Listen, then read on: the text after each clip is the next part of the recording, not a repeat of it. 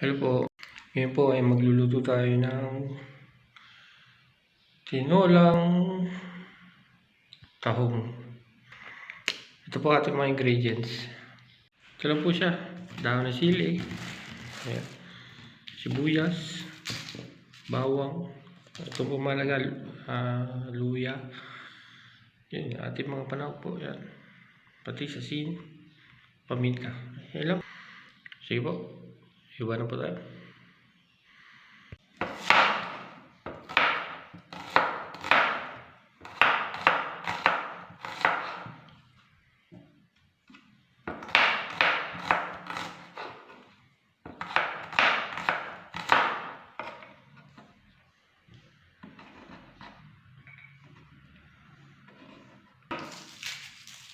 Po natin ang bawang na hiwain.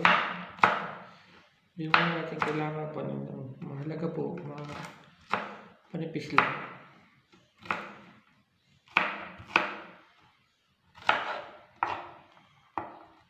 Ano po yan? Ito po natin itong luya. Ito po yung mga natira pang luya. So, matipid tayo ng konti.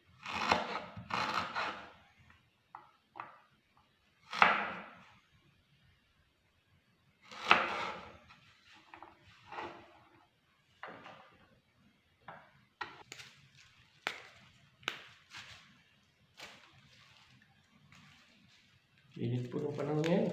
Napawisan na po ako.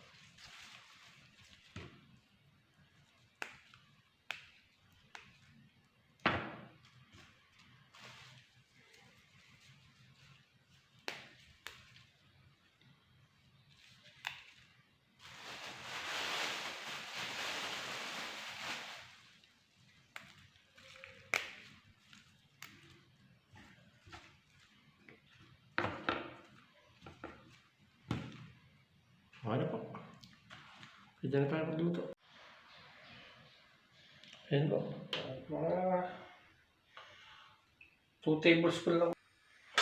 Unahin po natin ang luya. Ayan.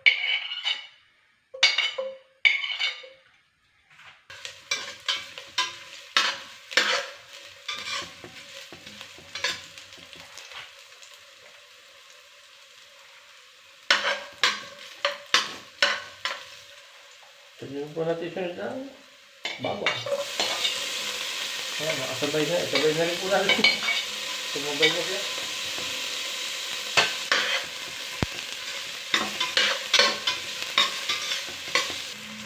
Pwede na po tayo maglagay ng patis. Ganda na lang po. Mamaya na lang po natin dagdagan pag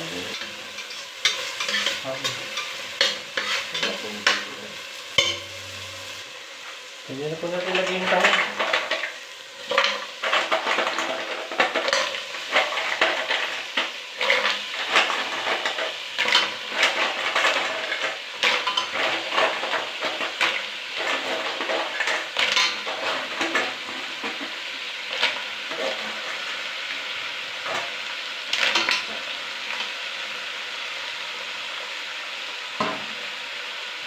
Haluin lang po natin, tapos paksa natin ang konti. Kaya muna natin lumabas yung katas niya. Halo-halo lang.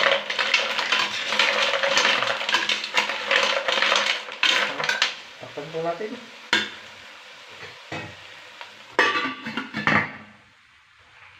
Tingnan po natin.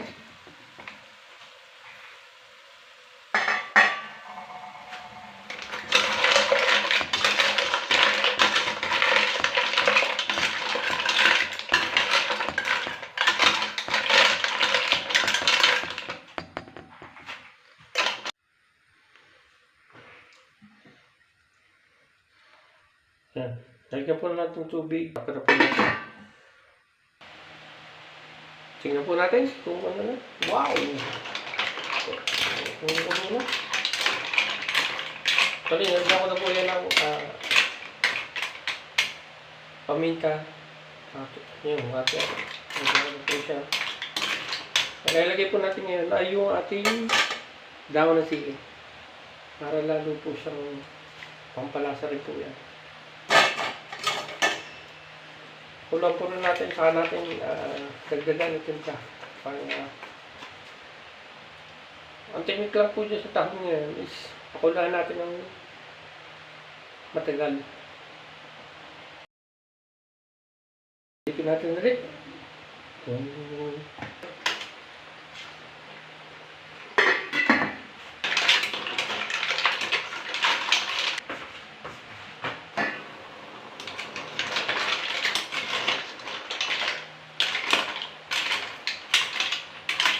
Tingnan po natin kung okay na. Okay.